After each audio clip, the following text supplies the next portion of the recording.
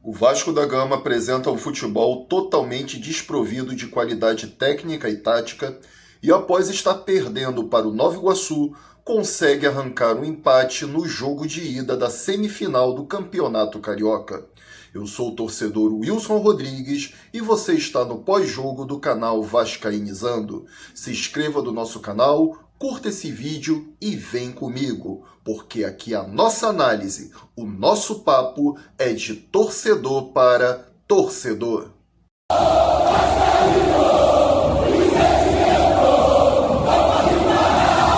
Em um jogo totalmente desprovido de qualidade técnica e tática, o Vasco da Gama ficou no empate contra o Nova Iguaçu pelo placar de 1-1. O Vasco iniciou a partida com a mesma formação dos últimos jogos, sendo que a novidade foi a entrada do atacante Cleiton Silva no lugar de Adson. O Gigante da Colina iniciou a partida com Léo Jardim no gol, Paulo Henrique na lateral direita, que foi substituído por Puma Rodrigues, João Vitor, Medel e Léo na zaga, que foi substituído por Adson. Lucas Piton na lateral esquerda, Zé Gabriel, que foi substituído por Sforza, Galdames, que foi substituído por Matheus Carvalho e Payet no meio de campo. No ataque, Cleiton Silva, que foi substituído por Davi, e o atacante Pablo Verrete. O Vasco repetiu as mesmas lacunas em seu sistema defensivo, algo que já havia ocorrido em outras partidas desta temporada e principalmente no empate contra o Água Santa na última quinta-feira. O Nova Iguaçu mostrou qualidade técnica para aproveitar os espaços na frente da área cruzmaltina e levar a vantagem do empate para o duelo na próxima semana. Se alguém duvidava da capacidade do Nova Iguaçu depois da vice-liderança do time na fase de classificação do campeonato estadual, certamente reviu seus conceitos.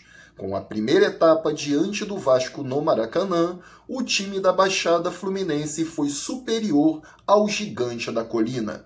Foram ao todo 14 finalizações contra 9 do Vasco da Gama em 48 minutos, que ajudam a comprovar a tese que o Nova Iguaçu está desempenhando um grande futebol nesse Campeonato Carioca de 2024. Léo Jardim foi para o intervalo como principal destaque individual do Cruz Maltino, fazendo ao menos 3 defesas que poderiam ter terminado com a bola na rede do Vasco, sem contar outras 2 finalizações na trave. O Nova Iguaçu foi para cima do adversário quando teve a bola, esbanjando coragem e qualidade em algumas peças.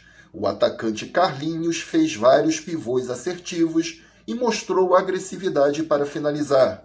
Bill combateu Paulo Henrique, interceptou passes na intermediária contrária e acelerou em conduções de bola. Iago, que é filho do ex-meia Iranildo, brincou de aproveitar os espaços oferecidos pelo Vasco na frente da sua área. Os volantes e laterais souberam o momento de avançar e proteger os seus setores. O Cruz Maltino conseguiu levar algum perigo ao fazer uma combinação com a sua dupla de ataque. Verrete saía da área para escorar passes no pivô e, na sequência, um outro jogador do Vasco acionava Cleiton em profundidade. Ele finalizou 2 vezes assim, efetuando também um arremate de fora da área. Todas elas com potência, mas pouca direção. Galdames e Payet tiveram influência irregular pelo centro do campo. Faltou constância a ambos nas ações ofensivas. Apenas momentos positivos, mas também problemas para sair da dura marcação de Igor, Guilherme e Albert. Defensivamente, contribuíram muito pouco com o exposto e vaiado Zé Gabriel. A dupla de zaga do Nova Iguaçu também reagiu bem aos cruzamentos destinados à dupla de ataque.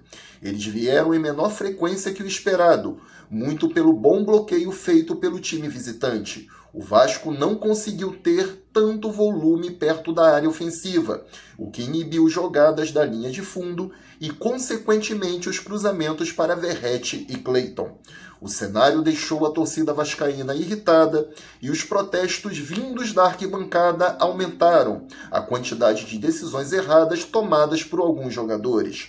Ramon Dias mexeu por atacado no intervalo, sacou de uma vez Paulo Henrique, Zé Gabriel e Galdames no início do segundo tempo e colocou Puma Rodrigues, Esforza e Matheus Carvalho, mas infelizmente nada aconteceu de forma imediata. O Nova Iguaçu enfim converteu a sua superioridade em vantagem no placar em mais uma boa jogada de Iago e Carlinhos. Novamente houve muito espaço pelo centro do campo.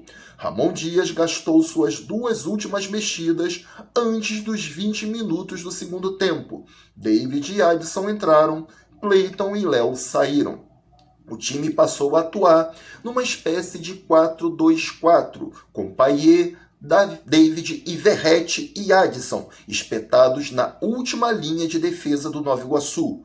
Puma Rodrigues e Lucas Piton também atacavam bem abertos, aumentando ainda mais a pressão. O problema foi inibir os espaços que o Nova Iguaçu seguia aproveitando. Do mesmo jeito que Payet quase empatou duas vezes, Carlinhos perdeu grande chance após linda jogada do bom lateral Maicon.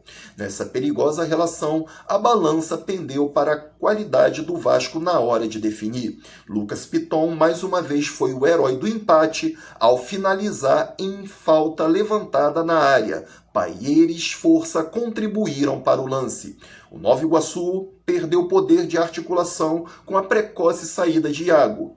Carlos Vitor tentou reforçar a marcação no meio, mas via sua equipe ser empurrada para trás. Mesmo assim, o time visitante teve grandes chances para vencer. Se Payet acertou a trave na pressão vascaína, Carlinhos perdeu 2 gols diante do decisivo Léo Jardim, quem ainda pegou outro chute de Bill a queima-roupa e foi assim até o término da partida.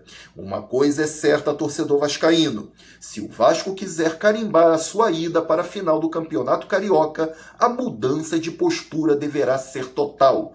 Diferentemente do habitual, Ramon Dias deu a cara na coletiva pós-jogo, algo que o seu filho Emiliano Dias vinha fazendo com certa frequência, e concedeu algumas informações que reforçam a certeza que o Vasco será outro time no jogo de volta da semifinal. Veja o que disse o nosso técnico Ramon Dias. O Vasco vai chegar à final. Creio que o resultado mais justo seja um empate. Sei que os torcedores esperavam uma goleada, mas o futebol tem dessas coisas. Gostaria que os torcedores não se fossem antes do fim do jogo. O que mais gosto no Vasco é esse temperamento. Sem isso, fica muito difícil. Domingo que vem, avançaremos à final. Temos um goleiro muito bom que soluciona vários problemas do time. Tenho muito orgulho dele. Temos muitos jogadores que ainda estão se adaptando ao que é ser Vasco. Demanda tempo. Sabemos que há um desgaste, mas treinaremos durante a semana e domingo que vem vocês verão a melhora. Precisamos de reforços, mas se não houver condição financeira, trabalharemos com o que temos. Não temos Paulinho e nem Jair. Gostaria de um ponta e um volante. E aí, torcedor vascaíno, o que achou da coletiva de Ramon Dias? Eu vejo somente verdades nas palavras do nosso técnico e deposito a minha confiança no nosso treinador. Ano passado, Dom Ramon disse que o Vasco não ia cair para a segunda divisão e não caímos. Lembra-se dessa promessa? Se ele disse que vamos chegar à final, é porque vamos. Ramon Dias tem crédito com a torcida vascaína. Vamos confiar no trabalho que será realizado ao longo da semana. Vamos confiar que Ramon Dias, juntamente com Emiliano Dias, irão fazer todas as correções necessárias e o Vasco entrará com uma outra postura diante do Nova Iguaçu no jogo de volta referente à semifinal do Campeonato Carioca. Eu sou o torcedor Wilson Rodrigues e você participou do pós-jogo do canal Vascainizando. Mais uma vez, me faça essa gentileza, curta o nosso conteúdo, se inscreva no nosso canal e vem comigo, porque o papo aqui é de torcedor para torcedor.